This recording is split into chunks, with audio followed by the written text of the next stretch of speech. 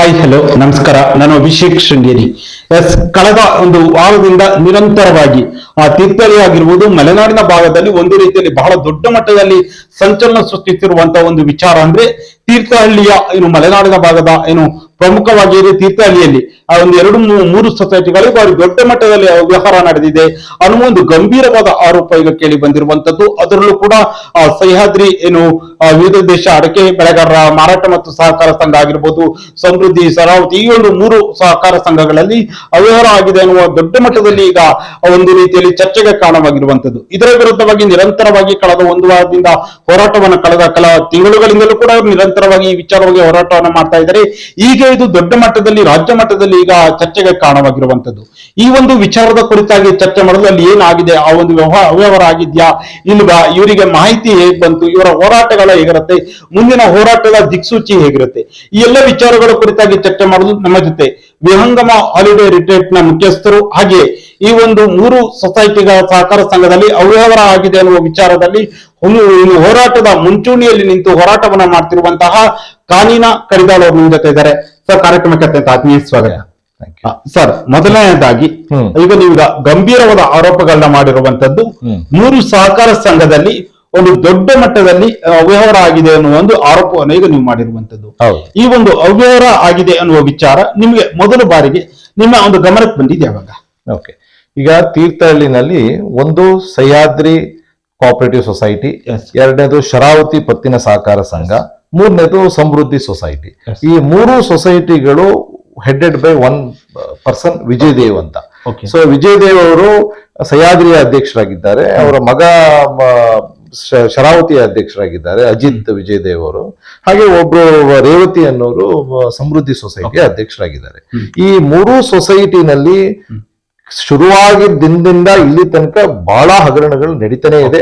ಇಲ್ಲಿ ತನಕ ಯಾರು ಇದ್ರ ಬಗ್ಗೆ ಕ್ವಶನ್ ಮಾಡಿರ್ಲಿಲ್ಲ, ಮಾಡಿದ್ರು ಅವರಿಗೆ ರೀಚ್ ಆಗಕ್ ಆಗ್ತಾ ಇರ್ಲಿಲ್ಲ, ಸಂಬಂಧಪಟ್ಟಂತ ಇಲಾಖೆಗೆ ಅಧಿಕಾರಿಗಳಿಗೆ ಮಾಡಿಸಿ ಎನ್ಕ್ವೈರಿ ಕಂಡಕ್ಟ್ ಮಾಡಕ್ ಆಗ್ತಾ ಇರ್ಲಿಲ್ಲ.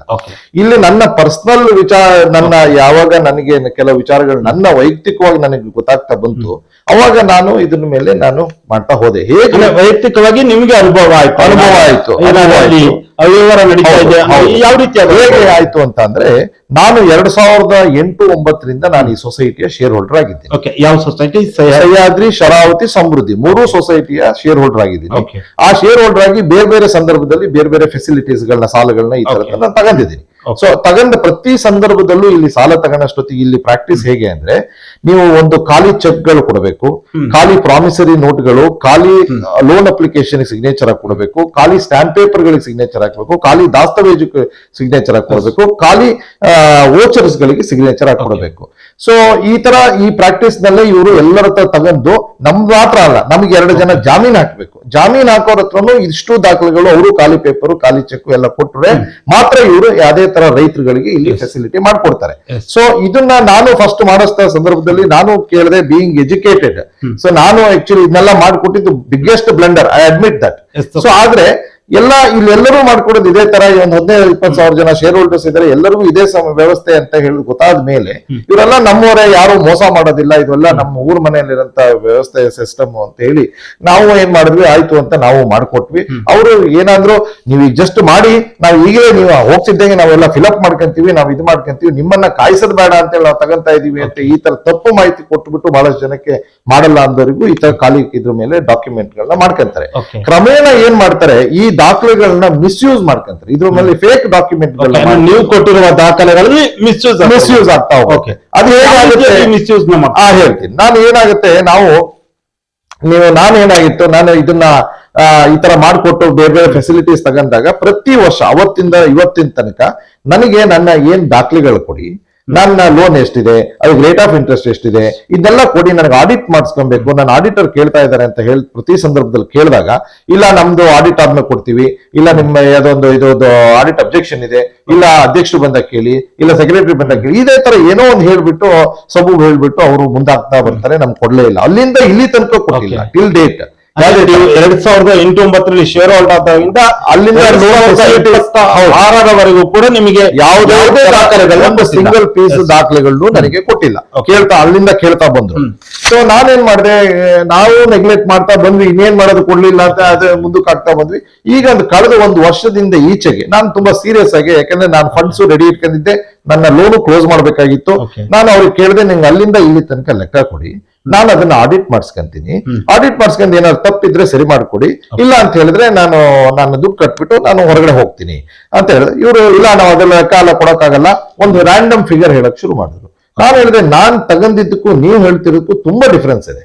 ಸೊ ದಯವಿಟ್ಟು ನಂಗೆ ದಾಖಲೆ ರೆಕಾರ್ಡ್ ಕೊಡಿ, ನಾನು ಆಡಿಟ್ ಮಾಡಿಸ್ಕೊಂತೀನಿ ಅಂತ ಕೇಳಿದೆ. ಅದಕ್ಕೆ ಯಾವ್ದಕ್ಕೂ ಬಜ್ಜಾಗ್ಲಿಲ್ಲ, ಅದಕ್ಕೆ ಯಾವ್ದಕ್ಕೂ ಕೊಡಲ್ಲ ಅಂತ ಹೇಳಿದ್ರು. ನನಗಿರುವ ಒಂದು ಮಾಹಿತಿಯ ಪ್ರಕಾರ ಸಹಕಾರಿ ಆಕ್ಟ್ ನಲ್ಲಿ ಷೇರುದಾರ ಆಗಿರ್ಬೋದು, ಅಲ್ಲಿನ ಬೆನಿಫಿಷಿಯರಿ ಯಾರು ಇದನ್ನ ಲೋನ್ಗಳನ್ನ ತಗೊಳ್ತಾರೆ, ಅವರು ಯಾವುದೇ ಮಾಹಿತಿಗಳನ್ನ ಕೇಳಿದ ಸಂದರ್ಭದಲ್ಲಿ ಆ ದಾಖಲೆಗಳನ್ನ ಕೊಡಬೇಕು ಅನ್ನೋ ಒಂದು ಇದಿದೆ. ಅದನ್ನು ನಾನು ಸಹಕಾರಿ ಇಲಾಖೆನಲ್ಲಿ ಕೇಳಿದ್ದೀನಿ. ಸೊ ನಾವು as A being A share holder, ನನ್ನ ಲೋನ್ ಅಕೌಂಟ್ ನಾನು ಬೇರೆಯವ್ರು ಕೇಳ್ತಿಲ್ಲ, ನಂದು ಕೇಳ್ತಾರೆ. ನಂದು ಕೇಳಿದ್ರೆ ದಾಖಲೆ ಕೊಡ್ಬೋದಾ ಕೊಡ್ಬಾರ್ದು? ಇಲ್ಲ, ಕೊಡ್ಲೇಬೇಕು. ಯಾಕೆ ಕೊಡಲ್ಲ? ನೀವು ಕೊಡ್ಲೇಬೇಕಂತ ನಿಮ್ಮ ಹಕ್ಕು ತಗೊಂಡಂತದ್ದು ಕೊಡ್ಬೇಕು. ಇವ್ರಿಗೆ ಕೇಳಿದ್ರೆ ಆ ವಿಜಯದೇವ್ ಅನ್ನಂತ ವ್ಯಕ್ತಿ ಅಧ್ಯಕ್ಷರು ಹೇಳ್ತಾರೆ, ನಾನು ವಿಜಯದೇವ್, ನಾನು ಹೇಳಿದ್ದಂಗೆ ಆಗ್ಬೇಕಿಲ್ಲಿ, ನೀನು ಬೇಕಾದ್ರೆ ಸುಪ್ರೀಂ ಕೋರ್ಟ್ ಅವ್ರಿಗೆ ಹೋಗು, ನಾನು ಕೊಡಲ್ಲ ಲೆಕ್ಕ, ಏನ್ ಬೇಕಾದ್ರೆ ಮಾಡ್ಕ. ನಾನು ನನ್ನ ಇದರಲ್ಲಿ ನನ್ನ ಕೆರಿಯರ್ ನಲ್ಲಿ ನಾನು ಸೋತೇ ಇಲ್ಲ. ನನ್ನ ಹತ್ರ ನನ್ನ ದುಡ್ಡಿನ ಮುಂದೆ ನೀವು ಯಾರು ಅಲ್ಲ. ನಾನು ಕಳೆದ ದಿವಾಕರ್ ಅವ್ರ ಎಲೆಕ್ಷನ್ ಸೋತಿದ್ದೆ, ಅದೊಂದು ಬಿಟ್ರೆ ನನ್ನ ಜೀವನದಲ್ಲಿ ಸೋಲೇ ಇಲ್ಲ. ನಾನು ಇಲ್ಲಿ ತನಕ ನಾನು ಸೋಲು ಅನ್ನೋದೇ ಗೊತ್ತಿಲ್ಲ ನನಗೆ. ಏನ್ ಬೇಕಾದ್ರೆ ಮಾಡ್ಕೊಳ್ಳಿ, ಇದೇ ಡೈಲಾಗ್ ಪ್ರತಿ ಸಂದರ್ಭದಲ್ಲೂ ಅವ್ರು ಹೊಡಿತಾ ಬಂದಿದ್ದಾರೆ ಅಲ್ಲಿಂದ ಇಲ್ಲಿ ತನಕ. ಸೊ ನಾನೇನ್ ಮಾಡಿದೆ, ಆಗ್ಲಿ ಅಂತ ಹೇಳಿ ಅವರಿಗೆ ರೈಟಿಂಗ್ ಅಲ್ಲಿ ತಗೊಂಡೋಗಿ ಕೊಟ್ಟೆ ಡ್ರಾಫ್ಟ್. ಅದೆಲ್ಲ ಕಾಪೀಸ್ ನಮ್ಗೆ ಕೊಡ್ತೀನಿ, ನನ್ನ ಹತ್ರ ಇದೆ. ಸೊ ಕೊಟ್ರೆ ಅದು ಲೆಟರ್ ತಗೊಳಕ್ಕೂ ರೆಡಿ ಇಲ್ಲ. ನಾನು 3 ಸೊಸೈಟಿಗೆ 3 ಡ್ರಾಫ್ಟ್ ಮಾಡ್ಕೊಂಡು ಹೋಗಿದ್ದೆ, ನನಗೆಲ್ಲ ಲೆಕ್ಕ ಕೊಡಿ ಅಂತಂದ. ಅದಾಗ್ಲಿ ಸ್ವಲ್ಪ ದಿನ ವೇಟ್ ಮಾಡಿದೆ, ಕೊಡ್ಲಿಲ್ಲ. ಊರಲ್ಲ ಮತ್ತೆ ಫಾಲೋ ಅಪ್ ಮಾಡಿದೆ, ಕೊಡ್ಲಿಲ್ಲ. ನಾನು ರಿಜಿಸ್ಟರ್ ಪೋಸ್ಟ್ ಮಾಡಿದೆ 3 ಸೊಸೈಟಿಗೆ. ಅದು ಅಕ್ನಾಲೇಜ್ಮೆಂಟ್ ನಾನು ತಗೊಂಡೆ, ಸ್ಪೀಡ್ ಪೋಸ್ಟ್ ಕಳಿಸ್ಬಿಟ್ಟು. ಅವಾಗ್ಲೂ ನಾನು ಮತ್ತೆ ಫೋನ್ ಮಾಡಿ ತಗೊಂಡೆ. ಫೋನ್ ಮಾಡಿದ್ರೆ, ನಾನು ದಾಖಲೆ ಕಳಿಸಿದ್ದೀನಿ, ರಿಜಿಸ್ಟರ್ ಪೋಸ್ಟ್ ಕಟ್ಟಿದ್ದೀನಿ, ದಯವಿಟ್ಟು ನನ್ನ ದಾಖಲೆ ಕೊಡಿ, ನಾನು ಕ್ಲೋಸ್ ಮಾಡ್ಬೇಕಾಗಿದೆ ಲೋನು ಅಂತ ಎಷ್ಟು ರಿಕ್ವೆಸ್ಟ್ ಮಾಡಿದ್ರು. ಅಧ್ಯಕ್ಷ ಕೇಳ್ರಿ ಅಂತ ಹೇಳೋದು ಸೆಕ್ರೆಟರಿ. ಅಧ್ಯಕ್ಷರು ಫೋನ್ ಎತ್ತದಿಲ್ಲ.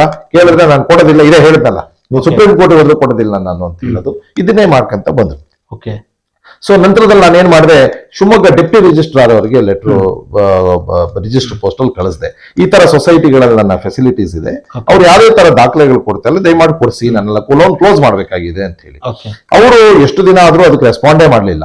ನಾನು ಫೋನ್ ನಲ್ಲಿ ಬಾರಿ ಕನೆಕ್ಟ್ ಮಾಡಿ ಟ್ರೈ ಮಾಡಿದಾಗ ಒಂದು ತೇಲ್ಸ್ಬಿಟ್ಟು ಒಂದು ಲೆಟರ್ ಕಳಿಸಿದ್ರು, ನಮ್ಮಲ್ಲಿ ಯಾವುದೇ ದಾಖಲೆಗಳಿಲ್ಲ, ಈ ಸೊಸೈಟಿಗಳಲ್ಲಿ ದಾಖಲೆ ಇದ್ರೆ ಇಸ್ಕೊಳ್ಳಿ, ಅವ್ರಿಗೆ ಕೊಡಿ, ನೋಡಿ ಅವ್ರಿಗಿದ್ರೆ ಕೊಡಿ ಅಂತ ಹೇಳಿ ಇಲ್ಲಿ ನಾವು ನಮ್ಮ ಲೆಟರ್ ವಿಲೇ ಮಾಡಿದೀವಿ ಅಂತ ಹೇಳಿ ಅವರು ಬಹಳ ಸಿಂಪಲ್ ಆಗಿ ಮುಗಿಸ್ಬಿಟ್ರು ಅಲ್ಲಿಗೆ. ಸೊ ಅಲ್ಲೂ ನನಗೆ ನ್ಯಾಯ ಸಿಗ್ಲಿಲ್ಲ. ನಾನು ಅಲ್ಲಿದ್ದ ನಂತರದಲ್ಲಿ ಜಾಯಿಂಟ್ ರಿಜಿಸ್ಟ್ರಾರ್ ಹತ್ರ ಹೋದೆ. ಇದು ನಮ್ಮ ತೀರ್ಥಹಳ್ಳಿ ಶಿವಮೊಗ್ಗ ಜಿಲ್ಲೆ ಬೆಂಗಳೂರು ಪ್ರಾಂತ್ಯದ ಅಂಡರ್ ಬರುತ್ತೆ. ಬೆಂಗಳೂರು ಪ್ರಾಂತ್ಯದಲ್ಲಿ ಒಬ್ರು ಜಾಯಿಂಟ್ ರಿಜಿಸ್ಟ್ರಾರ್ ಇರ್ತಾರೆ, ಅವ್ರಿಗೆ 4 ಜಿಲ್ಲೆಗಳು ಬರುತ್ತೆ, ಶಿವಮೊಗ್ಗ ಜಿಲ್ಲೆನೂ ಒಂದು.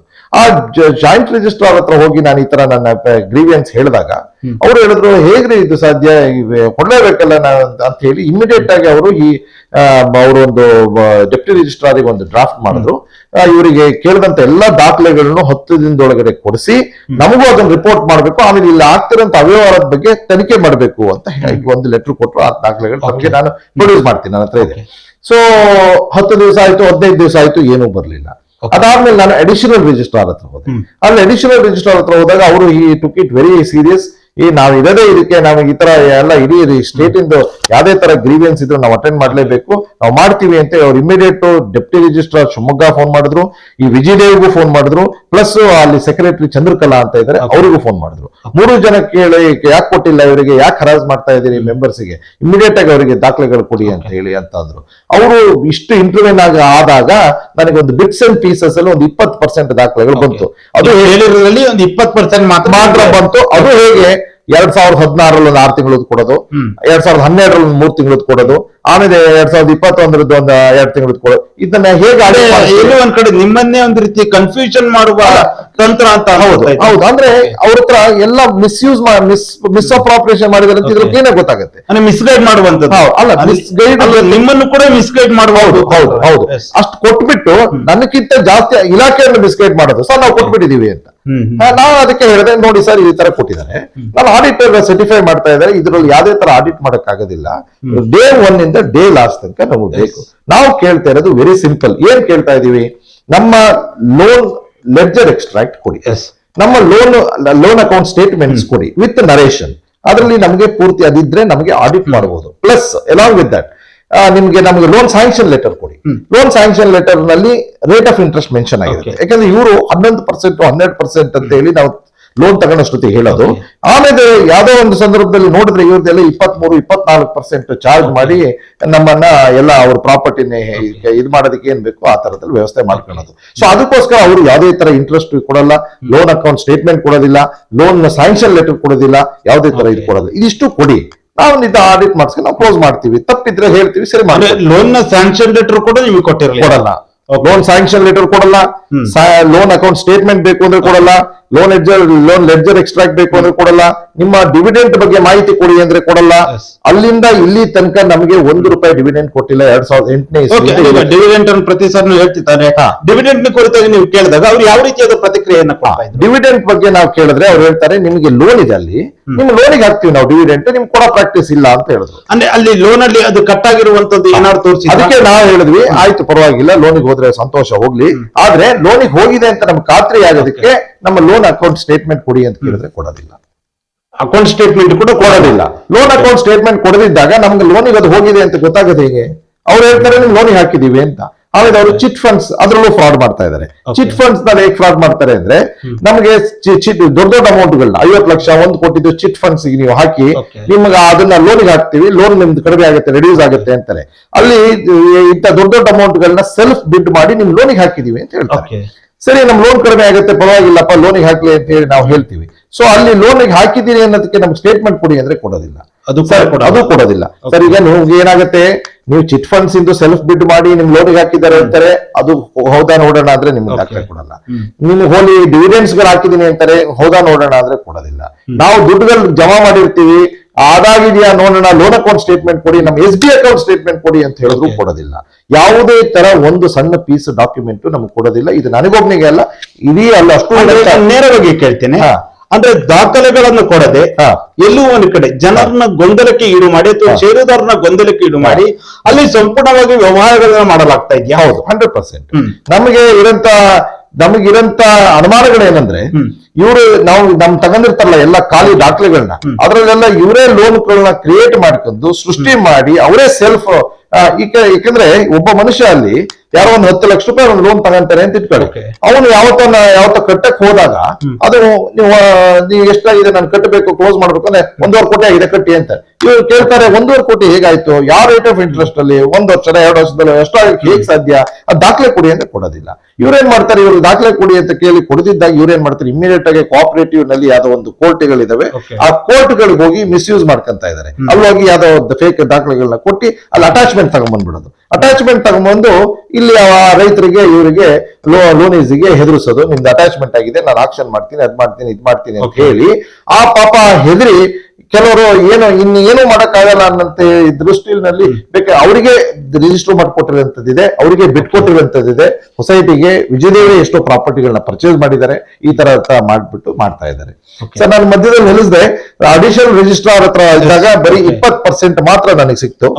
ಆಮೇಲೆ ಅಲ್ಲಿಂದ ನಾನು ರಿಜಿಸ್ಟ್ರಾರ್ ಹತ್ರ ಹೋದೆ. ಸೊ ಇದ್ರಲ್ಲೂ ಯಾವ ನಂಗೆ ಸಿಗ್ಲಿಲ್ಲ. Register of cooperative society RCS ಅವ್ರ ಹತ್ರ ಹೋಗಿ ನಾನು ಈ ತರ ಹೇಳಿದಾಗ ಅವ್ರು ಹೇಳಿದ್ರು, ಯಾರು ಇದು ಈ ತರ ಮಾಡ್ತಾ ಇರೋಂಥದ್ದು, ತಕ್ಷಣ ಡೆಪ್ಟಿ ರಿಜಿಸ್ಟ್ರಾರ್ ಶಿವಮೊಗ್ಗಕ್ಕೆ ಫೋನ್ ಮಾಡಿ ಈ ಸೊಸೈಟಿಗೆಲ್ಲ ಬ್ಲಾಕ್ ಲಿಸ್ಟ್ ಮಾಡ್ಬೇಕಾಗ್ತದೆ, ಯಾರ ಸೊಸೈಟಿ ಈ ತರ ಫ್ರಾಡ್ ಮಾಡ್ತಾ ಇದ್ರೆ ಅವ್ರ ಮೇಲೆ ಕ್ರಿಮಿನಲ್ ಕೇಸ್ ಸಮೇತ ಮಾಡ್ಬೇಕಾಗ್ತದೆ, ಅವ್ರಿಗೆ ಇಮಿಡಿಯೇಟ್ ಆಗಿ ದಾಖಲೆ ಕೊಡಕ್ ಹೇಳಿ, ಇಲ್ಲ ಅಂತ ಹೇಳಿದ್ರೆ ನಾವೆಲ್ಲ ಆಕ್ಷನ್ ತಗೊಬೇಕಾಗ್ತದೆ ಅಂತ ಅವ್ರು ವಾರ್ನ್ ಮಾಡಿದ್ರು. ಆವಾಗ ನಮ್ಮ ಶಿವಮೊಗ್ಗ DR ಅವರು ಹೇಳಿದ್ರು, ಇಲ್ಲ ಸರ್ ನಂಗೆ ಒಂದು 10 ದಿವಸ ಟೈಮ್ ಕೊಡಿ, ನಾನು 10 ದಿವಸದಲ್ಲಿ ಕೊಡಿಸ್ತೀನಿ ಅಂದ್ರು. ಇವ್ರು ಹೇಳಿದ್ರು, ಕಾನೂನಿನ ಅವರೇ ದಯವಿಟ್ಟು ವೆಯ್ಟ್ ಮಾಡಿ 10 ದಿವಸದಲ್ಲಿ ಕೊಡ್ತಾರಂತೆ, ಇಲ್ದ್ರೆ ಮುಂದಿನ ಕ್ರಮ ತಗೋಣ ಅಂದ್ರು. ಆಗ್ಬೋದು ಸರ್ ಅಂದೆ. 10-15 ದಿನ ಆಯ್ತು, ಅವಾಗೆಲ್ಲ ಸೆಷನ್ ನಡೀತಾ ಇತ್ತು. 15 ದಿನ 20 ದಿವಸನೇ ಮುಂದಕ್ಕೆ ಹೋಯ್ತು, ವೆಯ್ಟ್ ಮಾಡಿದ್ವಿ, ಏನು ಕೊಡ್ಲಿಲ್ಲ. ಅವಾಗ ಒಂದು 20% ಕೊಟ್ರು. ಈ ಅಡಿಷನಲ್ ರಿಜಿಸ್ಟ್ರಾರ್ ಕೇಳಿದಾಗ ಒಂದು 20% ಕೊಟ್ರು.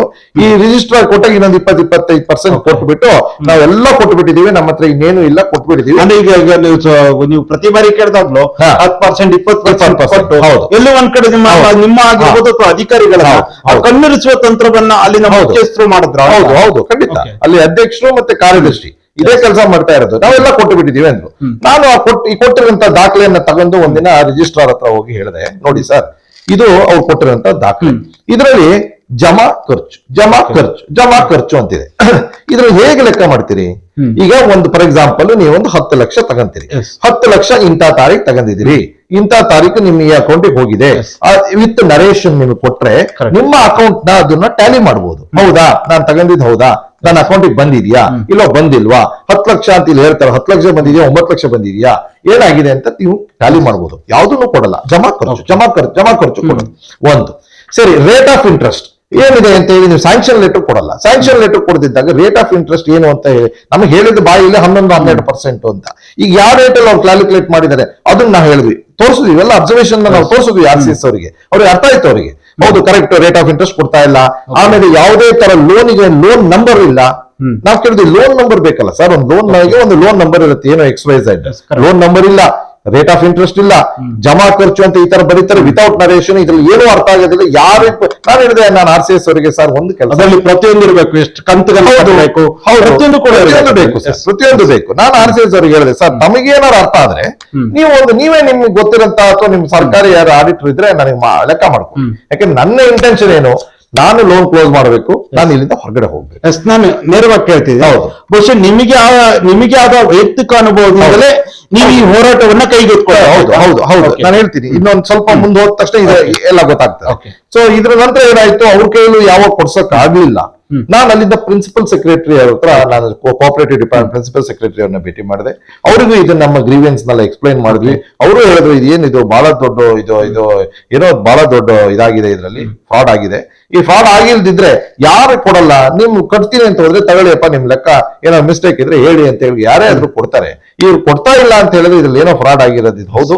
ಅವರು RCS ಅವರಿಗೆ ಹೇಳಿದ್ರು ಇಲ್ಲ ಇದು ಸ್ವಲ್ಪ ತನಿಖೆ ಮಾಡಬೇಕು ಅಂತ. ಈ ಎಲ್ಲಾ ಅಧಿಕಾರಿಗಳ ಹತ್ರ ನಾವು ಹೋದಾಗ ಸರ್, ಜಾಯಿಂಟ್ ರಿಜಿಸ್ಟ್ರಾರ್ ಇರ್ಬೋದು, ಅಡಿಷನಲ್ ರಿಜಿಸ್ಟ್ರಾರ್ ಇರ್ಬೋದು, ಅಥವಾ ರಿಜಿಸ್ಟ್ರಾರ್ ಇರ್ಬೋದು, ಪ್ರಿನ್ಸಿಪಲ್ ಸೆಕ್ರೆಟರಿ ಇರ್ಬೋದು, ಅಥವಾ additional secretary to chief minister Ziaulla ಅಂತ ಇದ್ದಾರೆ, ಅವರು ಅಡಿಷನಲ್ ಸೆಕ್ರೆಟರಿ ಇದ್ದಾರೆ, ಅವರು ಹಿಂದೆ RCS ಆಗಿದ್ದವರು. ಅವ್ರ ಹತ್ರ ಹೋದಾಗ ಅವರು ಸಮೇತ ಇಷ್ಟು ಜನ ಈ ಸೊಸೈಟಿಗಳಿಗೆ ಲೆಟರ್ ಮಾಡಿದ್ದಾರೆ, ಇವರಿಗೆ ಇವರ ದಾಖಲೆಗಳನ್ನ ಕೊಡಿ, ಇವ್ರಿಗೆ ಇದು ಮಾಡಿ, ಇಲ್ಲಿ ಆಗಿರಂತ ವ್ಯವಹಾರಗಳನ್ನ ತನಿಖೆ ಮಾಡಿ ಅಂತ DR ಅವರಿಗೆ ಲೆಟರ್ ಕೊಟ್ಟಿದ್ದಾರೆ. ಅಷ್ಟು ಲೆಟರ್ ನ ಕಾಪಿನ ತಮಗೆ ನಾನು ಕೊಡ್ತೀನಿ, ನನ್ನ ಹತ್ರ ಇದೆ. ಸೊ ಇಷ್ಟು ಎಲ್ಲ ಮಾಡಿದ್ರು ನಮ್ಗೇನು ಸಿಗಲಿಲ್ಲ. ನಂತರದಲ್ಲಿ ನಾವೇನ್ ಮಾಡಿದ್ವಿ, ಕರ್ನಾಟಕ ಲೆಜಿಸ್ಲೇಟಿವ್ ಕೌನ್ಸಿಲ್ ನಲ್ಲಿ ಪಿಟಿಷನ್ ಕಮಿಟಿ ಅಂತ ಇದೆ. ಪಿಟಿಷನ್ ಕಮಿಟಿ ಮುಂದೆ ನಾವು ಹೋದ್ವಿ. ಪಿಟಿಷನ್ ಕಮಿಟಿ ಮುಂದೆ ಹೋಗ್ಬಿಟ್ಟು ನೀವು ಈ ತರ ಎಲ್ಲ ಮಾಡ್ತಾ ಇದ್ದಾರೆ, ದಯವಿಟ್ಟು ನೀವು ಒಂದು ನ್ಯಾಯ ಕೊಡಿಸ್ಬೇಕು ಅಂತ ಹೇಳಿದಾಗ ಅವರು ಅದಕ್ಕೆ ತಕ್ಷಣ ಅವರು ಕಾರ್ಯಪ್ರವೃತ್ತರಾಗಿ ತಕ್ಷಣ ಅವರು ಸೊಸೈಟಿಗೆ ಮತ್ತೆ ಡೆಪ್ಟಿ ರಿಜಿಸ್ಟ್ರಾರಿಗೆ ಲೆಟರ್ ಮಾಡ್ತಾರೆ, ಇವ್ರಿಗೆ ಇಮಿಡಿಯೇಟ್ ಆಗಿ ಇವರಿಗೆ ಲೆಕ್ಕ ಕೊಡಬೇಕು ಅಂತ ಹೇಳಿ. ಅದಾಗ ಒಂದು 10 ದಿನ ವೇಟ್ ಮಾಡಿದ್ವಿ, ಅವಾಗ್ಲೂ ಏನೂ ಬರ್ಲಿಲ್ಲ.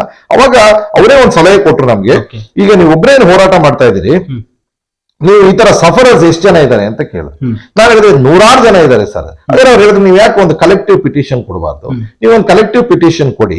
ಆ ಪಿಟಿಷನ್ ನಲ್ಲಿ ನೀವು ಎಲ್ಲರ ಶೇರ್ ಹೋಲ್ಡರ್ಸ್ ಗಳ ಹೆಸರು ಮತ್ತೆ ಅವರ ಶೇರ್ ನಂಬರು ಪಿಟಿಷನ್ ಕೊಟ್ಟಾಗ ಅದು ತುಂಬಾ ಎಫೆಕ್ಟಿವ್ ಆಗಿರುತ್ತೆ, ನಾವು ಅದ್ರ ಮೇಲೆ ಆಕ್ಷನ್ ತಗೊಳಕ್ಕೂ ಅನುಕೂಲ ಆಗುತ್ತೆ ಅನ್ನೋದನ್ನ ಹೇಳಿದ್ರು. ಸೊ ನಾವು ಅವಾಗ ಏನ್ ಮಾಡಿದ್ವಿ, ಬಂದ್ಬಿಟ್ಟು ಎಲ್ಲ ಒಂದು 40-50 ಜನ ಕಲೆಕ್ಟಿವ್ ಆಗಿ ಒಂದು ಪಿಟಿಷನ್ ರೆಡಿ ಮಾಡ್ಬಿಟ್ಟು ಅದನ್ನ ಮಾಡ್ಬಿಟ್ಟು ಪಿಟಿಷನ್ ಕಮಿಟಿ, ನೀವು 45 ಜನ ಏನು ಇದಾಗಿದ್ರು, ಅವರೆಲ್ಲರೂ ಕೂಡ ಅಲ್ಲಿಂದ ಎಲ್ಲರೂ ಸಫರರ್ಸ್ ಇದೆ, ಒಂದಲ್ಲ ಒಂದ್ ತರದಲ್ಲಿ ಎಲ್ಲರೂ ಸಫರರ್ಸ್.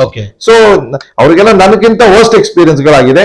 ಅವರೆಲ್ಲ ಬಂದು ಮಾಧ್ಯಮದ ಮುಂದೆ ಕೊಟ್ಟಿದ್ದಾರೆ, ಬೈಟ್ಸ್ ಕೊಟ್ಟಿದ್ದಾರೆ, ಹೇಳಿದ್ದಾರೆ. ಈಗ ಮೊನ್ನೆ ಪ್ರೆಸ್ ಮೀಟ್ ಗಳಲ್ಲಿ ಬಂದು ಹೇಳಿದ್ದಾರೆ, ಎಲ್ಲ ಕಡೆ ಹೇಳಿದ್ದಾರೆ. ಸೊ ಅವರು ನಾವು ಅಲ್ಲಿ ಕೊಟ್ವಿ, ಅಲ್ಲಿ ಒಂದ್ ಹಂತದಲ್ಲಿ ಒಂದು ಇದಾಯ್ತು. ಆಮೇಲೆ ಮುಖ್ಯಮಂತ್ರಿಗಳಿಗೆ ನಾವು ಇದನ್ನ ಅಪ್ರೋಚ್ ಮಾಡಿದ್ವಿ. ಅವರಿಗೂ ಯಾಕಂದ್ರೆ ಅವರು ಕೋಆಪರೇಟಿವ್ ಮಿನಿಸ್ಟರ್ ಸಮೇತ ಇದ್ದಾರೆ ಈಗ. ಸೊ ಹಾಗಾಗಿ ಅವರಿಗೆ ಮುಖ್ಯಮಂತ್ರಿಗಳ ಹತ್ರ ನಾವು ಇದನ್ನೆಲ್ಲ ವಿಚಾರಣೆ ಮಾಡಿದಾಗ ಅವರಿಗೂ ಇದು ಫ್ಯಾಕ್ಟ್ ಅಂತ ಅನಿಸ್ತಾದಾಗ, ಆಮೇಲೆ ಇಷ್ಟು ಜನ ಕಲೆಕ್ಟಿವ್ ಆಗಿ ಮಾಡಿದಾರಲ್ಲ, ಇದು ಏನೋ ಒಂದು ಇದೆ ಇದರಲ್ಲಿ ಅಂತ ಹೇಳಿ ಅಧಿಕಾರಿಗಳಿಗೆ ಅವರು ಕೇಳಿದ್ರು, ಇದೊಂದು ಪ್ರೈಮರಿ ಫಸ್ಟ್ ಇನ್ವೆಸ್ಟಿಗೇಟ್ ಮಾಡಿ ಏನಿದೆ ಅಂತ. ಅವಾಗ ಎಲ್ಲಾ ಅಧಿಕಾರಿಗಳು ಹೇಳಿದ್ರು, ಸರ್ ಇದು 4 ತಿಂಗಳಿಂದ ನಡೀತಾ ಇದೆ ಪ್ರೋಸೆಸ್, ನಾವ್ ಏನೇ ಸರ್ಕಸ್ ಮಾಡಿ ಏನೇನೇ ಕಷ್ಟಪಟ್ಟು ಎಷ್ಟು ರಿಮೈಂಡರ್ 1, ರಿಮೈಂಡರ್ 2, ರಿಮೈಂಡರ್ 3, ರಿಮೈಂಡರ್ 4 ಕೊಟ್ಟರು ಈ ಸೊಸೈಟಿಯವರು ಯಾವುದೇ ತರ ಕೊಡ್ತಾ ಇಲ್ಲ, ಹಾಗಾಗಿ ಇವರು ಮಾಡ್ತಾ ಇಲ್ಲ ಅಂತ ಅಂದಾಗ ಅವರಿಗೂ ಮನಗಂಡು, ಯಾರು ರಿಜಿಸ್ಟರ್ ಆಫ್ ಕೋಆಪರೇಟಿವ್ ಸೊಸೈಟಿ ಅವರು ಮನಗಂಡು ಇದ್ರಲ್ಲ ಖಂಡಿತ ಬಹಳ ದೊಡ್ಡ ಇದರಲ್ಲಿ ಅವಾಂತರ ಆಗಿದೆ, ಇದರಲ್ಲಿ ಏನೋ ದೊಡ್ಡ ಅವ್ಯವಹಾರ ಆಗಿದೆ ಅಂತ ಹೇಳಿ ಅವರು ಸೋಮೋಟೋ ಅವರ ಪವರ್ಸ್ ನಲ್ಲಿ 64 enquiry cooperative department cooperative sector ಅಲ್ಲಿ ಹೈಯೆಸ್ಟ್ ಎನ್ಕ್ವೈರಿ ಅತ್ಯಂತ ಉನ್ನತ ಮಟ್ಟದ ತನಿಖೆ ಮಾಡಿ ಇನ್ನ ಉನ್ನತ ಮಟ್ಟದ ತನಿಖೆಯನ್ನ ಆದೇಶ ಮಾಡಿದ್ರು. ಆದೇಶ ಮಾಡಿಬಿಟ್ಟು ಸಹ್ಯಾದ್ರಿ ಸೊಸೈಟಿ ಬಹಳ, ನಾನು ಅದೇ ಕೇಳ್ತಾ ಇರುವಂತದ್ದು, 64 ಎನ್ಕ್ವೈರಿಗ ಯಾವೆಲ್ಲ ಸೊಸೈಟಿಗಳ ಮೇಲೆ ಈಗ ತನಿಖೆಗೆ ಆದೇಶ ಆಗಿದೆ ಸರ್? ಈಗ ಸಹ್ಯಾದ್ರಿ ಮಲ್ಟಿಪರ್ಪಸ್ ಅರ್ಕಾಗ್ರೋಸ್ ಕೋಆಪರೇಟಿವ್ ಸೊಸೈಟಿ ಒಂದು, ಅದ್ರ ಮೇಲೂ ಸ್ವಲ್ಪ ಇದ್ರಲ್ಲಿ ಬಹಳ ಅವ್ಯವಹಾರ ಜಾಸ್ತಿ ಆಗಿದೆ, ಚಿಟ್ ಫಂಡ್ಸ್ ಎಲ್ಲ ಇದ್ರಲ್ಲೇ ಇದೆ. ಹಾಗಾಗಿ ಇದ್ರ ದೊಡ್ಡ ಅಧಿಕಾರಿಗಳನ್ನ ಹಾಕಬೇಕು ಅಂತ ಹೇಳಿ joint register of cooperative society Bengaluru ಪ್ರಾಂತ್ಯದ ಅಧಿಕಾರಿನ ಇದಕ್ಕೆ ಇನ್ವೆಸ್ಟಿಗೇಟಿವ್ ಆಫೀಸರ್ ಆಗಿ ಹಾಕಿದ್ದಾರೆ ಸಹ್ಯಾದ್ರಿ ಸೊಸೈಟಿಗೆ. ಇನ್ನೊಂದು ಸಮೃದ್ಧಿ ಸೊಸೈಟಿ, ಪ್ಲಾಂಟೇಶನ್ ಪ್ರೊಡ್ಯೂಸ್ ಸೊಸೈಟಿ, ಇದಕ್ಕೆ ನಮ್ಮ ಮಂಗಳೂರು ದಕ್ಷಿಣ ಕನ್ನಡ ಜಿಲ್ಲಾ ರಿಜಿಸ್ಟ್ರಾರ್, ಡೆಪ್ಟಿ ರಿಜಿಸ್ಟ್ರಾರ್ ಆಫ್ ದಕ್ಷಿಣ ಕನ್ನಡನ ಇನ್ವೆಸ್ಟಿಗೇಟಿವ್ ಆಫೀಸರ್ ಆಗಿ ಹಾಕಿದ್ದಾರೆ. ಇನ್ನು ಶರಾವತಿ ಸಂಸ್ಥೆಗೆ ಚಿತ್ರದುರ್ಗ ಜಿಲ್ಲೆಯ ಡೆಪ್ಟಿ ರಿಜಿಸ್ಟ್ರಾರ್ ನ ಇನ್ವೆಸ್ಟಿಗೇಟಿವ್ ಆಫೀಸರ್ ಆಗಿ ಹಾಕಿದ್ದಾರೆ.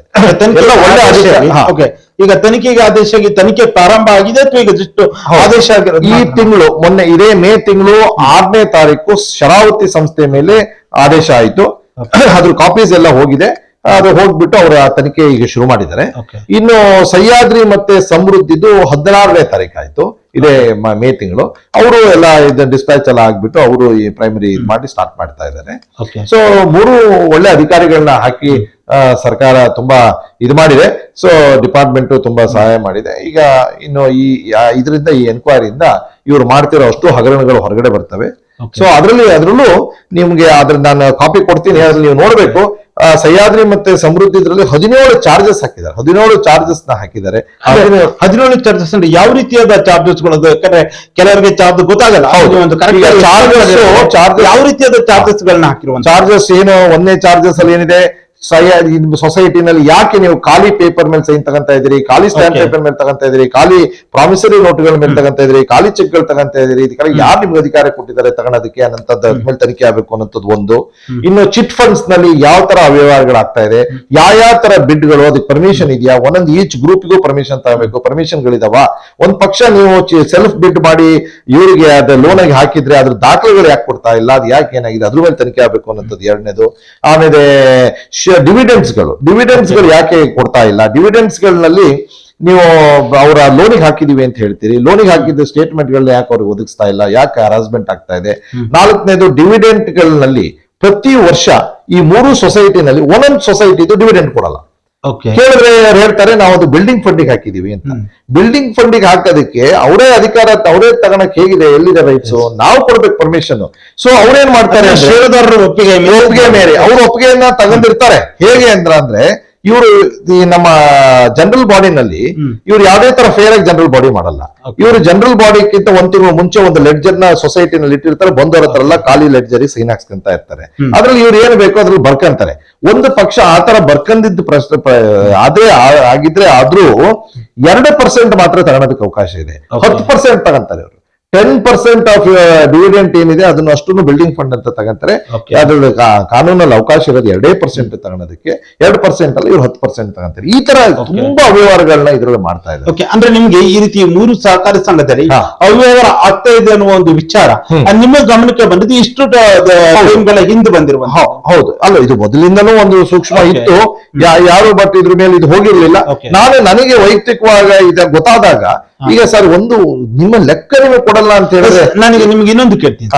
ಈಗ ನೀವು ಎಲ್ಲರಿಗೂ ಕೂಡ ಒಂದು ಕ್ಯೂರಿಯಾಸಿಟಿ ಇರುತ್ತೆ, ಏನಂದ್ರೆ ಕ್ಯೂರಿಯಾಸಿಟಿ ಒಂದಾದ್ರೆ ಇನ್ನೊಂದು ರೀತಿಯಲ್ಲಿ ಆತಂಕ ಕೂಡ ಇದ್ದಾರೆ. ಹೌದು, ಈಗ ನೀವು ಎಷ್ಟೊಂದು ಲೋನ್ ತಗೊಂಡಿರ್ತಾರೆ, ಅದಕ್ಕೆ ಡಬಲ್ ಟ್ರಿಪಲ್ ಬಡ್ಡಿ ಆದಾಗ ಒಂದು ರೀತಿಯಲ್ಲಿ ಅಲ್ಲಿನ ಷೇರುದಾರರಾಗಿರ್ಬೋದು, ಅದರ ಫಲಾನುಭವಿಗಳು ಒಂದು ರೀತಿಯಲ್ಲಿ ಆತಂಕಕ್ಕೆ ಒಳಗಾಗ್ತಾರೆ. ನೀವು ಕ್ಲಿಯರ್ ಆಗಿ ನೀವು ಎಷ್ಟು ಲೋನ್ ಅನ್ನ ತಗೊಂಡಿದ್ರಿ ಮತ್ತೆ ಎಷ್ಟು ನಿಮಗೆ ಹೆಚ್ಚಿನ ಬಡ್ಡಿ ಅದಕ್ಕೆ ಬಂದಿತ್ತು ಅದನ್ನ ನೀವು ಕ್ಲಿಯರ್ ಆಗಿ ಹೇಳಿ ಸರ್. ಸರ್ ಈಗ ನೋಡಿ, ಅಲ್ಲ ಈಗ ನನಗೆ ಏನ್ ಮಾಡಿದ್ದಾರೆ ಅನ್ನೋದಕ್ಕೆ ಲೆಕ್ಕನೇ ಕೊಡ್ತಾ ಇಲ್ವಲ್ಲ. ಈಗ ನಾನು ಇವ್ರಿಗೆ ಸರ್ ನನಗೆ ಇಲ್ಲಿ ತನಕ ಒಂದು ಲೆಕ್ಕನೂ ಕೊಟ್ಟಿಲ್ಲ. ನನಗೆ ಏನ್ ಬಿಟ್ಸ್ ಅಂಡ್ ಪೀಸಸ್ ಅಲ್ಲಿ ಬಂದಿದೆಯಲ್ಲ, RCS ಅವರು ಹೇಳಿದಾಗ, ಅಡಿಷನ್ ರಿಜಿಸ್ಟ್ರಾರ್ ಹೇಳಿದಾಗ, ಅದು ಇವ್ರು ನನಗೆ ಕಳ್ಸಿದ್ದಲ್ಲ. ಇವರು ಡೆಪ್ಟಿ ರಿಜಿಸ್ಟ್ರಾರ್ ಆಫ್ ಶಿವಮೊಗ್ಗ ಕಳಿಸಿದ್ದು, ಅವರಿಂದ ನಾನು ತಗೊಂಡಿರಂತದ್ದು. ಅವರಿಂದ ತಗೊಂಡಿದ್ರಲ್ಲಿ ಯಾವ್ದ್ರಲ್ಲೂ ಇಷ್ಟ ಅಮೌಂಟ್ ಇದು ಅಂತ ಯಾವ್ದು ಫಿಗರ್ಗಳಿಲ್ಲ. ರ್ಯಾಂಡಮ್ ಫಿಗರ್ ಹಾಕ್ಬಿಡೋದು, ಇಷ್ಟು ಕೋಟಿ, ಇದಕ್ಕೆ ಇಷ್ಟು ಇಂಟ್ರೆಸ್ಟ್, ಇಷ್ಟು ಇಂಟ್ರೆಸ್ಟ್ ಯಾವ ಪರ್ಸೆಂಟೇಜ್ ಕ್ಯಾಲ್ಕುಲೇಷನ್ ಆಗಿದೆ, ಯಾವ್ದು ಇಲ್ಲ. ಸರಿ, ನಾವು ಏನ್ ಹೇಳೋದು, ನಮ್ಗೆಲ್ಲ ವಿತ್ ನರೇಶನ್ ಕೊಡಿ, ನಾವು ಆಡಿಟ್ ಮಾಡಿಸ್ಕೊಂತೀವಿ.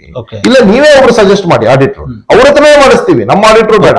ನಾವು ಮಾಡಿಸ್ಬಿಟ್ಟು ನ್ಯಾಯವಾಗಿ ಏನ್ ಕೊಡಕ್ಕಿದೆ ನಾವು ಕಟ್ತೀವಿ, ವಾಪಸ್ ಹೋಗ್ತೀವಿ. ಸರ್ ಈಗ ನೋಡಿ, ಕೋಆಪರೇಟಿವ್ ಡಿಪಾರ್ಟ್ಮೆಂಟ್ ನಲ್ಲಿ ಒಂದು ಸೀಲಿಂಗ್ ಲಿಮಿಟ್ ಇದೆ. ಈ 2008, 9, 10 ಅಂತ ಟೈಮ್ ನಲ್ಲಿ 20%, 15% ಎಲ್ಲ ಇಂಟ್ರೆಸ್ಟ್ ಅದಕ್ಕೆ ಅವಕಾಶ ಇತ್ತು. ಅದಾದ್ಮೇಲೆ ಕ್ರಮೇಣ ಗ್ರಾಜುಯಲಿ ಕಡಿಮೆ ಕಡಿಮೆ ಕಡಿಮೆ ಆಗ್ತಾ ಬಂದು ಇವಾಗ ತುಂಬಾ ಕಡಿಮೆ ಬಂದಿದೆ. ಇವ್ರು ಇದ್ಯಾವುದೂ ಮಾಡಲ್ಲ, ಇವರೆಲ್ಲ 22, 23, 24% ಅಲ್ಲ ಇವ್ರು ಚಾರ್ಜ್ ಮಾಡೋದು, ಹೇಳೋದು 11%. ಅದಕ್ಕೋಸ್ಕರ ಅವ್ರು ಸ್ಯಾಂಕ್ಷನ್ ಲೆಟರ್ ಕೊಡಲ್ಲ. ಸ್ಯಾಂಕ್ಷನ್ ಲೆಟರ್ ಕೊಟ್ರೆ ಅದರಲ್ಲಿ ರೇಟ್ ಆಫ್ ಇಂಟ್ರೆಸ್ಟ್ ಹಾಕ್ಬೇಕಾಗ್ತದೆ. ಈ ರೇಟ್ ಆಫ್ ಇಂಟ್ರೆಸ್ಟ್ ಅಲ್ಲಿ ಹಾಕಿದ್ರೆ ಇಲ್ಲಿ ಸಿಕ್ಕಾಕಂತಾರೆ. ಸೊ ಅದಕ್ಕೋಸ್ಕರ ಸ್ಯಾಂಕ್ಷನ್ ಲೆಟರ್ ಕೊಡೋದಿಲ್ಲ. ಆ ತರದಲ್ಲಿ ಫ್ರಾಡ್ ಮಾಡ್ಕೊಂಡ್ ಬರ್ತಾರೆ ಸರ್. ಓಕೆ, ಅಂದ್ರೆ ಈಗ ನೀವೀಗ ಹೋರಾಟಕ್ಕೆ ಇಳಿತೀರಾ, ಈಗ ಎಲ್ಲವೂ ಕೂಡ ಕಾನೂನಾತ್ಮಕವಾಗಿ ಈಗ ತನಿಖೆ ಕೂಡ ಆದೇಶದ್ದು ಒಂದು ಭಾಗ. ನೀವು ಹೋರಾಟಕ್ಕೆ ಇಳಿದ ನಂತರ ಈಗ ಒಬ್ಬರೇ ಅಲ್ಲ, ನಿಮ್ಮ ಜೊತೆಯೂ ಕೂಡ ಹಲವಾರು ಜನ ಈಗ ಅಲ್ಲಿಂದ ಏನು ತೊಂದರೆ ಒಳಗಾಗಿದ್ದಾರೆ ಅಂತ ನೀವು ಹೇಳ್ತಾ ಇದ್ದೀರಾ. ಅವರೆಲ್ಲರೂ ಕೂಡ ನಿಮ್ ಜೊತೆ ಕೈ ಜೋಡಿಸಿರುವ. ಹೌದು ಸರ್, ಹೋರಾಟಕ್ಕೆ ಇಳಿದ ನಂತರ ಯಾವ ರೀತಿಯಾದ ಒಂದು ಪ್ರತಿಕ್ರಿಯೆ ವ್ಯಕ್ತವಾಗ್ತದೆ ನಿಮ್ಮ ಒಂದು ಹೋರಾಟಕ್ಕೆ? ಓಕೆ ಸರ್, ಈಗ ನಾವೇನ್ ಮಾಡಿದೀವಿ, ನಾವು ಎಲ್ಲ ಜಾಯಿಂಟ್ ಗೆ ಮಾಡಿದ ಸಂದರ್ಭದಲ್ಲಿ ಒಂದು ಸಮಿತಿ, ಒಂದು ಒಕ್ಕೂಟ ಮಾಡ್ತೀವಿ. ತೀರ್ಥಹಳ್ಳಿ ಸಹ್ಯಾದ್ರಿ ಸಹಕಾರಿ ಸಮೂಹ ಸಂಸ್ಥೆಗಳ ಸಂತ್ರಸ್ತ ಸದಸ್ಯರ ಒಕ್ಕೂಟ ಅಂತ. ಸೊ ಇದರಲ್ಲಿ ಫಸ್ಟ್ ನಾವು ಬರೀ ಒಂದು 40 ಜನ ಇರ್ತೀವಿ. ನಾವು ಮಾಡಕ್ ಶುರು ಮಾಡಿದ್ಮೇಲೆ ಇದು ವಿಚಾರ ಎಲ್ಲರಿಗೂ ಗೊತ್ತಾದ ಮೇಲೆ ಈಗ 100 ಜನ ಇದ್ದಾರೆ, ಒಂದು 250 ಜನ ಸಂತ್ರಸ್ತರಿದ್ದಾರೆ. ಈ ನಿನ್ನೆ ಮೊನ್ನೆ ಇವತ್ತಿಂದ ಒಂದು 500-600 ಜನ ನಮ್ಮ ಹತ್ರ ಪ್ರತಿದಿನ ಫೋನ್ ಮಾಡ್ಬಿಟ್ಟು ನಮಗೂ ಇದೇ ತರ ಅನ್ಯಾಯ ಆಗಿದೆ, ನಮ್ಮನ್ನು ದಯವಿಟ್ಟು ಇದು ಒಕ್ಕೂಟದಲ್ಲಿ ಸೇರಿಸ್ಕೊಳ್ಳಿ, ನಮಗೂ ನ್ಯಾಯ ಕೊಡಿಸಿ, ನಮಗೂ ಇದು ಮಾಡಿ ಅಂತ ಹೇಳಿ ಇದು ಮಾಡ್ತಾ ಇದ್ದಾರೆ. ಅದಕ್ಕೆ ನಮ್ಮ ಇದಕ್ಕೆ ಒಂದು ಅಧ್ಯಕ್ಷರಾಗಿ ದೇವೇಂದ್ರ ಕೀರ್ತಿ ಅವರು ಹಿರಿಯರು ಇದ್ದಾರೆ, ದಯಾನಂದ ಆರ್ ಪೂಜಾರಿ ಅವರು ಉಪಾಧ್ಯಕ್ಷರಿದ್ದಾರೆ, ಹಾಗೆ ಅನ್ನಪೂರ್ಣ ಜವಳಿ ಅಂತ ಹೇಳಿ ಸೆಕ್ರೆಟರಿ ಅವರು ಇದ್ದಾರೆ, ಹಾಗೆ ಮಂಜುನಾಥ್ ಅಂತ ಖಜಾಂಚಿ ಇದ್ದಾರೆ. ಎಲ್ಲರೂ ಕೂಡ ಆ ಒಂದು ಸೊಸೈಟಿಯಿಂದ ತೊಂದರೆಗೊಳಗಾದವ್ರೆ ಏನಿವರು? ಹೌದು, ಎಲ್ಲರೂ ಈ ಸಂತ್ರಸ್ತರೇ ಇರೋದು ಇದರಲ್ಲಿ. ಸೊ ಅವರೆಲ್ಲರೂ ಈಗ ನಮ್ಮ ಸೆಕ್ರೆಟರಿ ಅನ್ನಪೂರ್ಣ ಜವಳಿ ಅವರು ಒಂದು ಲೆಡ್ಜರ್ ಇಟ್ಕೊಂಡ್ಬಿಟ್ಟು ನಿನ್ನೆಯಿಂದ ಶುರು ಮಾಡಿದ್ದಾರೆ. ಈಗ ಎಷ್ಟು 300-400 ದಾಟಿದೆ ಅಂತ ಹೇಳ್ತಾ ಇದ್ರು. ಎಷ್ಟು ಜನ ಈಗ ಕೊಟ್ಟಿದ್ದಾರೆ ಅಂತ ನನಗೆ ಇನ್ನೂ ಇವತ್ತಿನ ಗೊತ್ತಿಲ್ಲ ಕರೆಕ್ಟ್ ಮಾಹಿತಿ. ಈಗ ಈ ದಿನಕ್ಕೆ 100 ಜನ ಬಂದ್ಬಿಟ್ಟು ಅಲ್ಲಿ ರಿಜಿಸ್ಟರ್ ಮಾಡ್ತಾ ಇದ್ದಾರೆ. ನಾವು ಈ ತರ ತೊಂದರೆ ಒಳಗಾಗಿ ಇವ್ರ ಕೇಸ್ಗಳಲ್ಲಿ, ಇವ್ರ ಹರಾಸ್ಮೆಂಟ್ ಅಲ್ಲಿ ನಾವು ಇದುವಾಗಿ ಹೋಗಿದೀವಿ, ದಯವಿಟ್ಟು ನಮಗೂ ಸಹಕಾರ ಮಾಡಿ ಅಂತ ಹೇಳಿ ಇದ್ ಮಾಡ್ತಾ ಇದ್ದಾರೆ. ನಾವು ಖಂಡಿತ ಮಾಡೋಣ, ಅದಕ್ಕೋಸ್ಕರ ಈ ಒಕ್ಕೂಟ ಮಾಡಿರೋದು. ಈ ಒಕ್ಕೂಟದ ಮೂಲಕ ಎಲ್ಲರೂ ಹೋರಾಟ ಮಾಡೋಣ. ಮುಂದೆ ಇದನ್ನ ಇಲ್ಲಿಗೆ ಇವರು ನಿಲ್ಲಿಸದೇ ಹೋದ್ರೆ ಈ ಪ್ರಾಕ್ಟೀಸ್ ನಾವು ಇದ್ರ ಮುಂದೆ ಇನ್ನೂ ಚಳುವಳಿ ಮಾಡೋಣ. ಇದ್ರ ಮೇಲೆ ಮುಂದೆ ಇನ್ನು ಹೋರಾಟನ ಇದಕ್ಕೆ ತಗೊಂಡು ಹೋಗೋಣ. ಪ್ಲಸ್ ಈ ಆಡಳಿತ ಮಂಡಳಿ ಏನಿದೆ, ಆಬ್ವಿಯಸ್ಲಿ ಏನಾಗುತ್ತೆ, ಇವರ ತನಿಖೆ ರಿಪೋರ್ಟ್ ಹೊರಗಡೆ ಬಂದ ತಕ್ಷಣ ಈ ಬೋರ್ಡೇ ಡಿಸಾಲ್ವ್ ಮಾಡ್ತಾರೆ. ನಾವು ಯಾರು ಮಾಡೋದು ಬೇಡ, ಸರ್ಕಾರನೇ ಮಾಡ್ತಾರೆ. ಮಾಡ್ಬಿಟ್ಟು ಆಡಳಿತಾಧಿಕಾರಿ ನೇಮಿಸ್ತಾರೆ.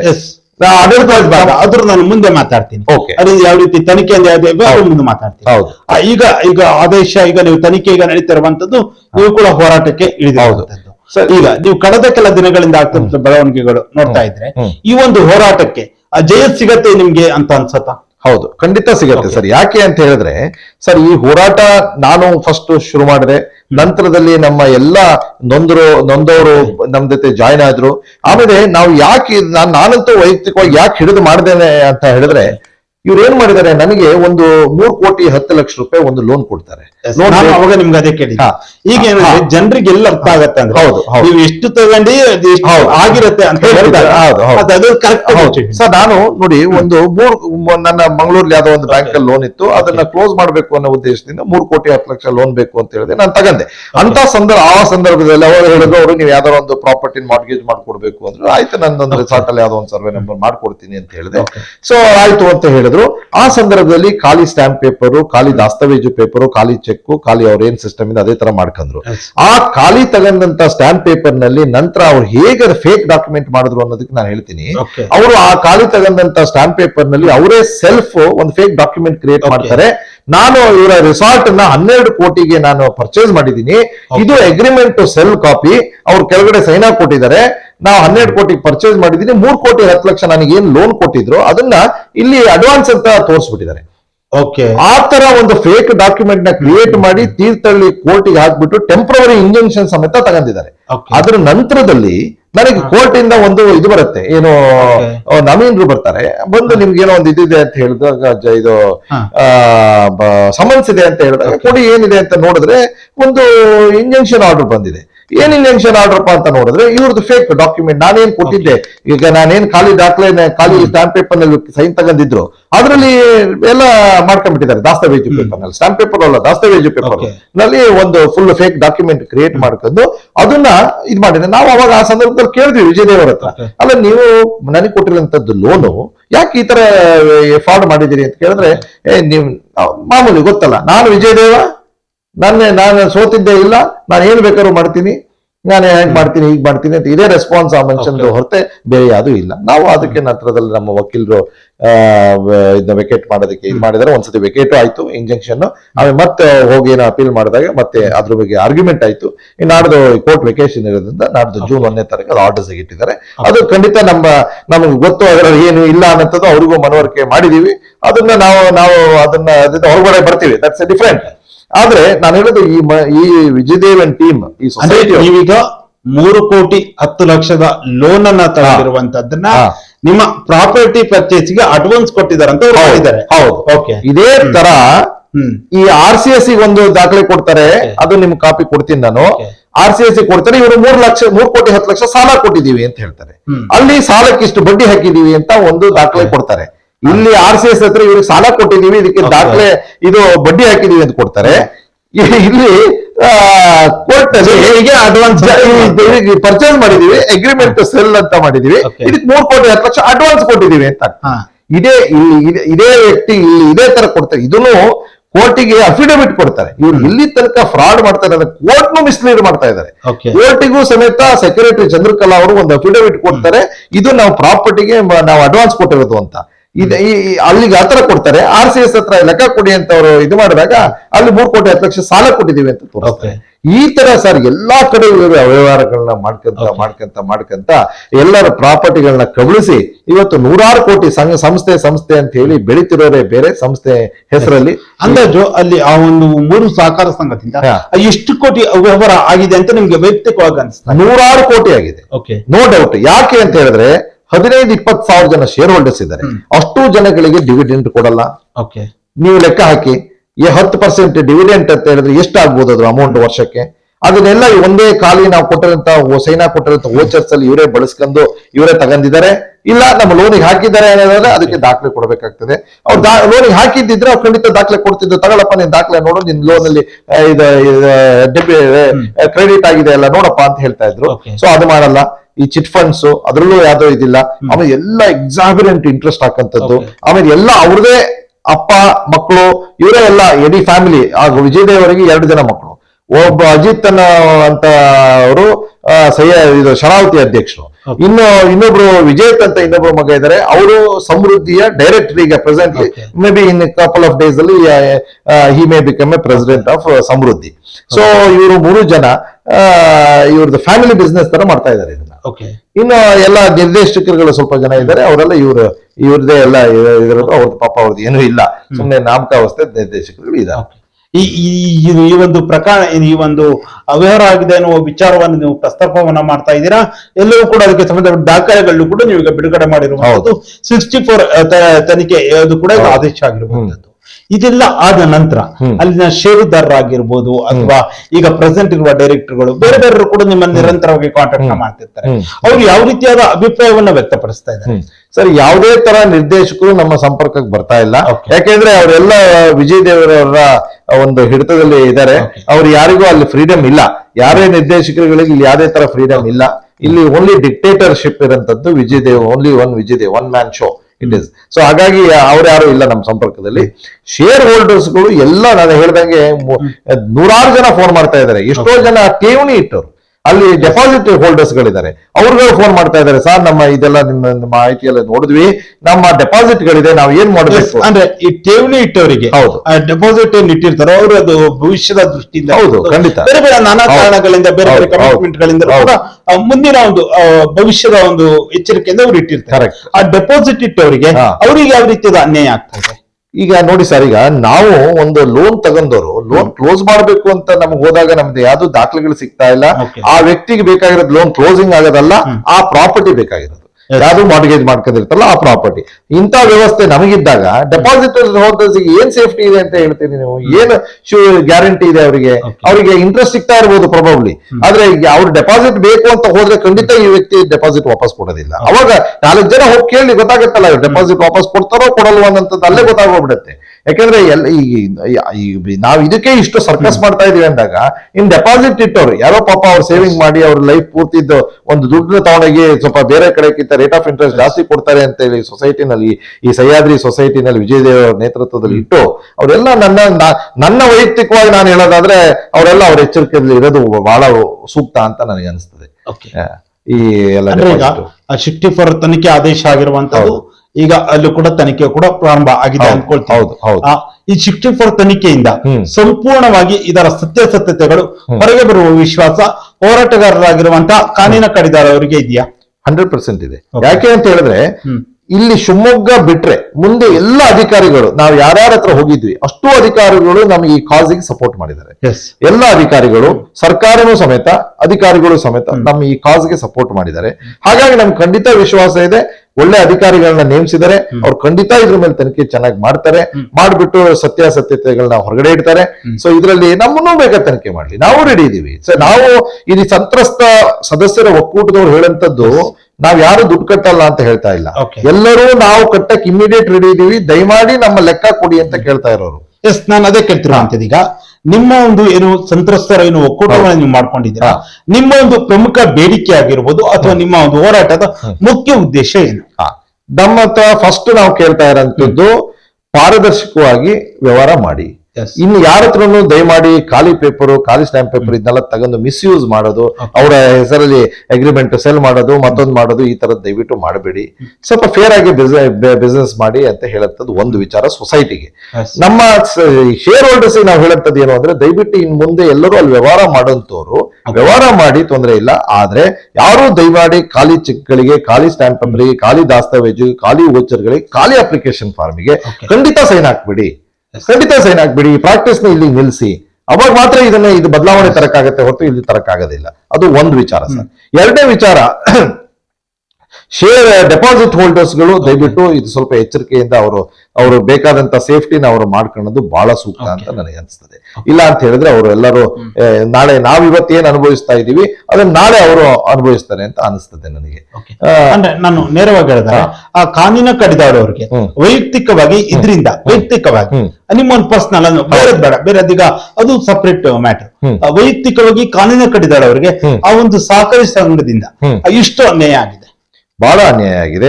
ನನಗೆ ಅನ್ಯಾಯವಾಗಿ ಸುಮ್ಮನೆ ನನ್ನ ಪ್ರಾಪರ್ಟಿ ಮೇಲೆ ಇದು ಮಾಡಂತದ್ದು, ಪೇಪರ್ಗಳನ್ನೆಲ್ಲ ಹಾಕಿ ಸುಮ್ಮನೆ ತೇಜೋವಧೆ ಮಾಡಂತದ್ದು, ಸುಳ್ಳೆ ದಾಖಲೆಗಳನ್ನ ಸುಳ್ಳೆ ಹಾಕೋದು, ಕೋರ್ಟಲ್ಲಿ ಇವ್ರದ್ದು ಇಂಜೆಕ್ಷನ್ ಆಗಿದೆ, ಎಲ್ಲ ತಡೆ ಆಜ್ಞೆ ಇದೆ ಅಂತ ಅವ್ರು ಹಾಕಿದ್ರು.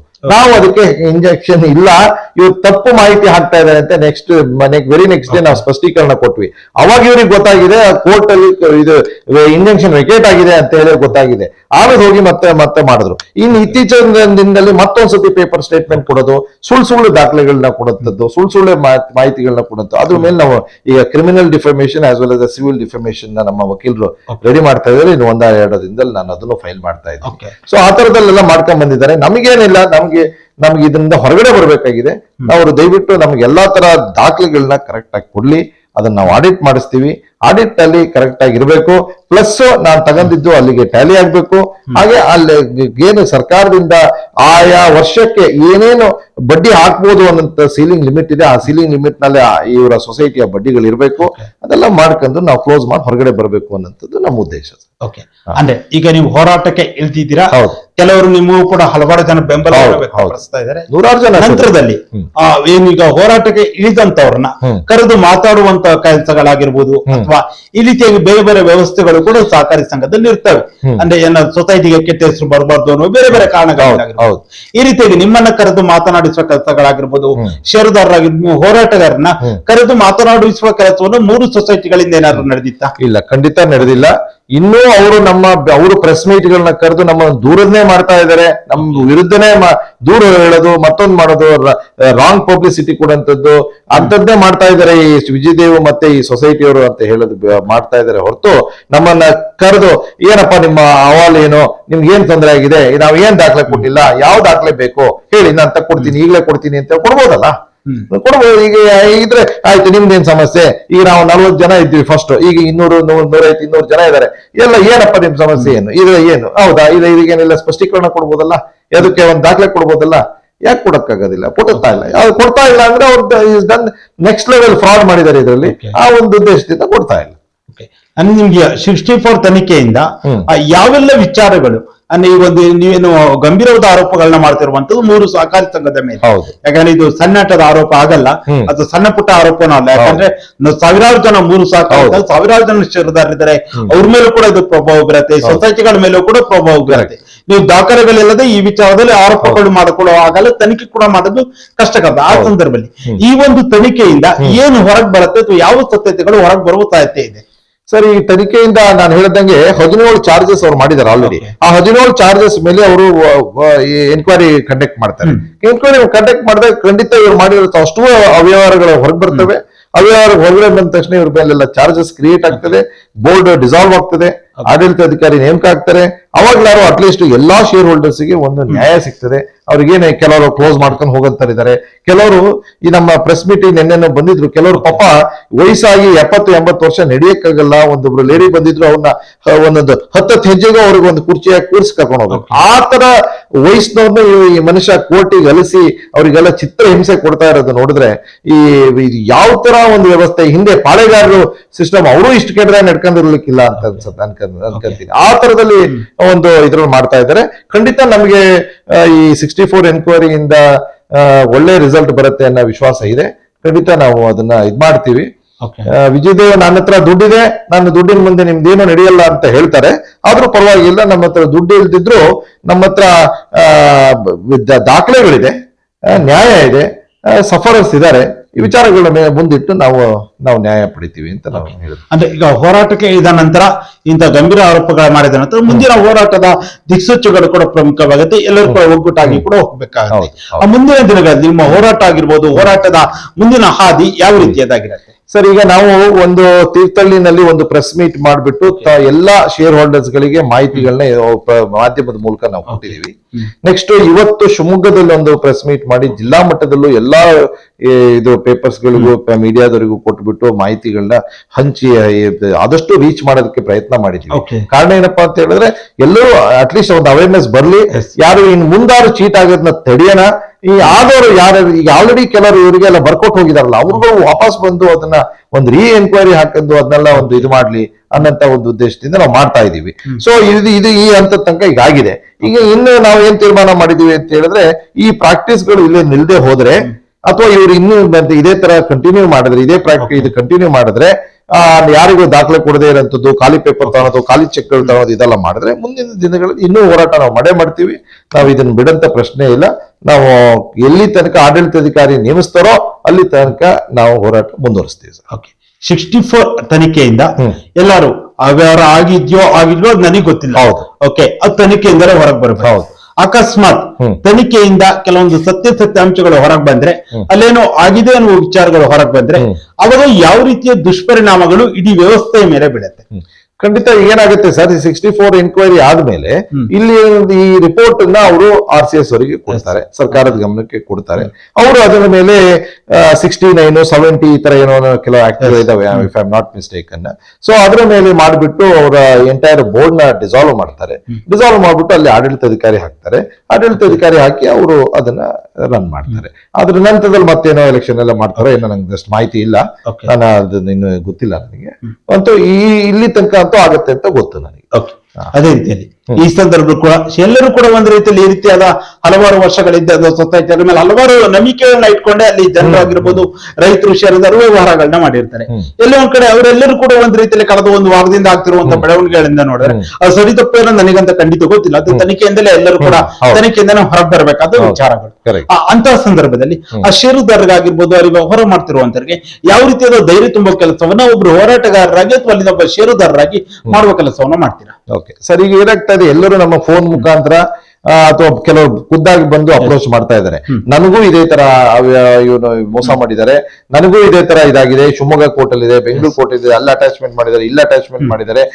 ಈಗ ಇವತ್ತು ಮಧ್ಯಾಹ್ನ ಒಬ್ರು ಏನೋ ಕೋಣಂದೂರ್ನಲ್ಲಿ ಅನ್ಸುತ್ತೆ, ಏನೋ ಐತಾಳ್ ಅಂತಾನೆ ಏನೋ ಅವ್ರ ಹೆಸರು ಮರ್ತ್ಬಿಟ್ಟೆ, ಅವರು ಫೋನ್ ಮಾಡಿದ್ರು. ಯಾವ್ದು ಈ ನಮ್ಮ ನಾವು ಪ್ರೆಸ್ ಮೀಟ್ ನಲ್ಲಿ ಶಿವಮೊಗ್ಗದಲ್ಲಿ ಇದ್ದಾಗ ಫೋನ್ ಮಾಡಿದ್ರು. ನನಗೆ ಒಂದು ಮಿನರಲ್ ವಾಟರ್ ಫ್ಯಾಕ್ಟರಿ ಏನೋ ಇದೆ ನನ್ನ ಇದ್ರಲ್ಲಿ, ನನಗೆ 50 ಲಕ್ಷ ರೂಪಾಯಿ ದುಡ್ಡು ಕೊಟ್ಟಿದ್ರು. ಆಮೇಲೆ ಅದನ್ನ ಕಟ್ಟಕತ್ತ ಹೋದಾಗ 4 ಕೋಟಿನೇನೋ ಆಗಿದೆ ಅಂತ ಹೇಳಿದ್ರು.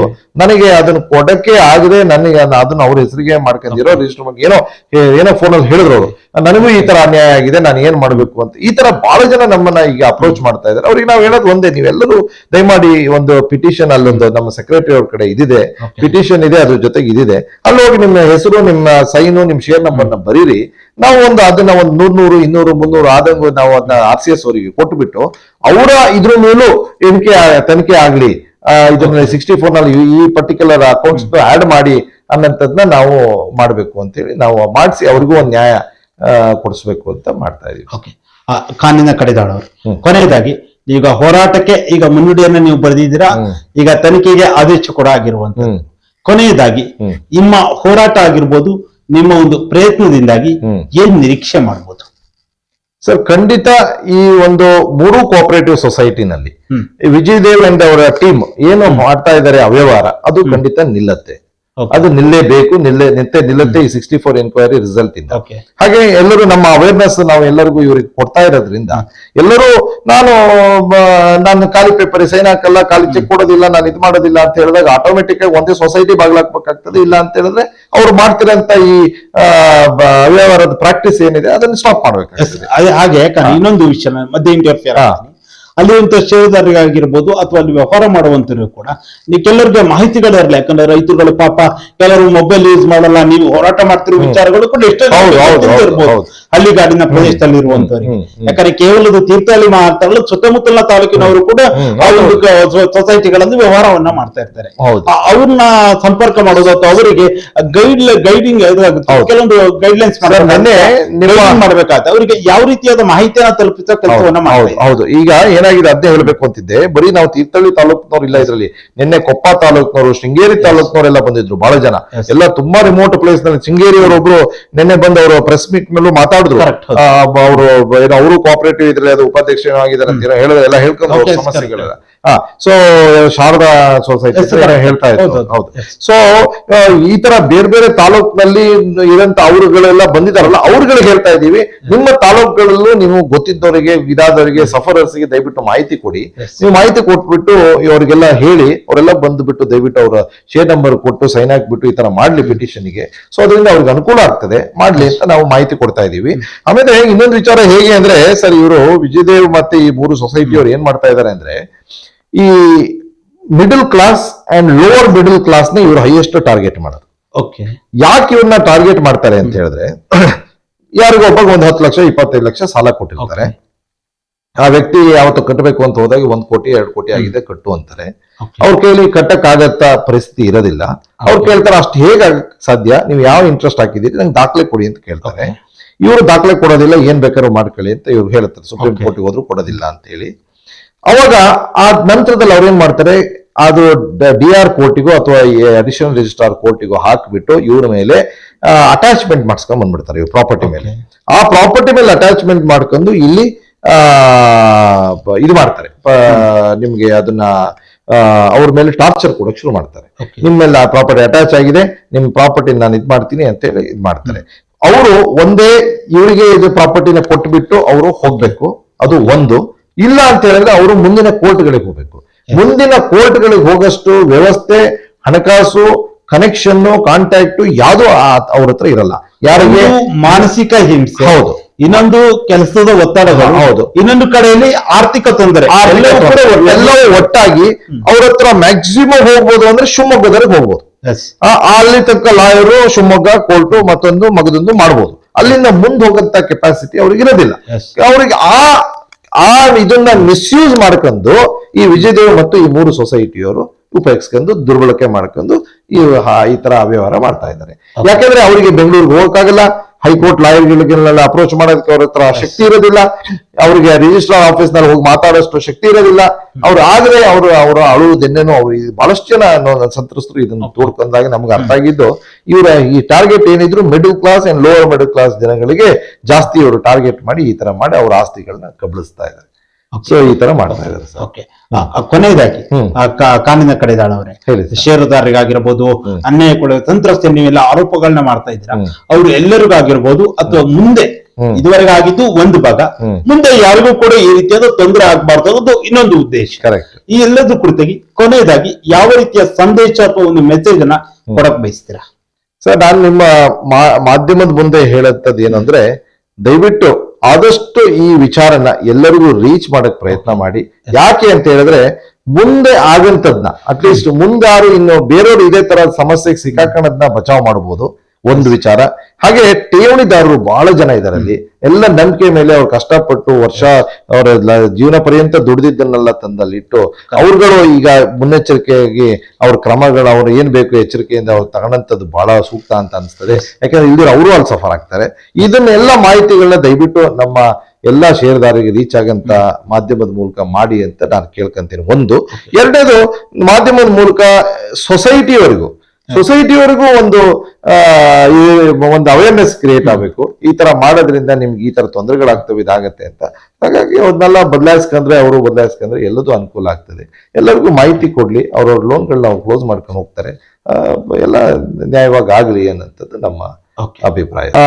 ನಾವು ತಮ್ಮ ಮಾಧ್ಯಮದ ಮೂಲಕ ನಮ್ಮ ಸರ್ಕಾರಕ್ಕೆ ಹಾಗೂ ಕೋಆಪರೇಟಿವ್ ಡಿಪಾರ್ಟ್ಮೆಂಟ್ಗೆ ಬಹಳ ಧನ್ಯವಾದಗಳನ್ನ ಹೇಳಕ್ಕೆ ಬಯಸ್ತೀವಿ. ಯಾಕಂದ್ರೆ ಇಂಥ ಒಂದು ದೊಡ್ಡ ಮಟ್ಟದ ತನಿಖೆಯನ್ನ 64 ಎನ್ಕ್ವೈರಿಯನ್ನ ಕಂಡಕ್ಟ್ ಮಾಡಿ ಇಂಥ ಸ್ಟೇಟ್ ಲೆವೆಲ್ ಸೊಸೈಟಿ ಮೇಲೆ ಒಂದು ಆಗ್ತಾ ಇರೋಂಥ ಅವ್ಯವಹಾರಗಳನ್ನ ಇದು ಮಾಡೋದಕ್ಕೋಸ್ಕರ ಅವರು ಮಾಡಿದ್ದಾರೆ. ನಮ್ಮ ಎಲ್ಲ ಗ್ರೀವಿಯನ್ಸಸ್ನ ನಾವು ತಗೊಂಡು ಹೋದಾಗ ಅವರು ಅದ್ರ ಬಗ್ಗೆ ತನಿಖೆ ಮಾಡಿ ಪ್ರೈಮರಿಯಾಗಿ ಇದು ಮಾಡಿಬಿಟ್ಟು ತಗೊಂಡು ಬಹಳ ತಡನೂ ಮಾಡಿದೆ. ಆದಷ್ಟು ಬೇಗದಲ್ಲಿ ಅವರು ಮಾಡಿಬಿಟ್ಟು ಒಳ್ಳೆ ಅಧಿಕಾರಿಗಳನ್ನು ಹಾಕ್ಬಿಟ್ಟು ಅದ್ರ ಮೇಲೆ 64 ಎನ್ಕ್ವೈರಿ ಮಾಡಿಕೊಟ್ಟಿದ್ದಾರೆ. ಹಾಗಾಗಿ ಮಾನ್ಯ ಮುಖ್ಯಮಂತ್ರಿಗಳಿಗೆ, ಸರ್ಕಾರಕ್ಕೆ, ಹಾಗೆ ಕೋಆಪರೇಟಿವ್ ಡಿಪಾರ್ಟ್ಮೆಂಟ್ನ ಎಲ್ಲ ಅಧಿಕಾರಿಗಳಿಗೆ, ರಿಜಿಸ್ಟರ್ ಆಫ್ ಕೋಆಪರೇಟಿವ್ ಸೊಸೈಟಿ ಅವರಿಗೆ ಎಲ್ಲರಿಗೂ ನಮ್ಮ ಈ ಒಕ್ಕೂಟದ ಮೂಲಕ ನಾನು ಧನ್ಯವಾದಗಳನ್ನ ಹೇಳಕ್ ಬಯಸ್ತೀನಿ.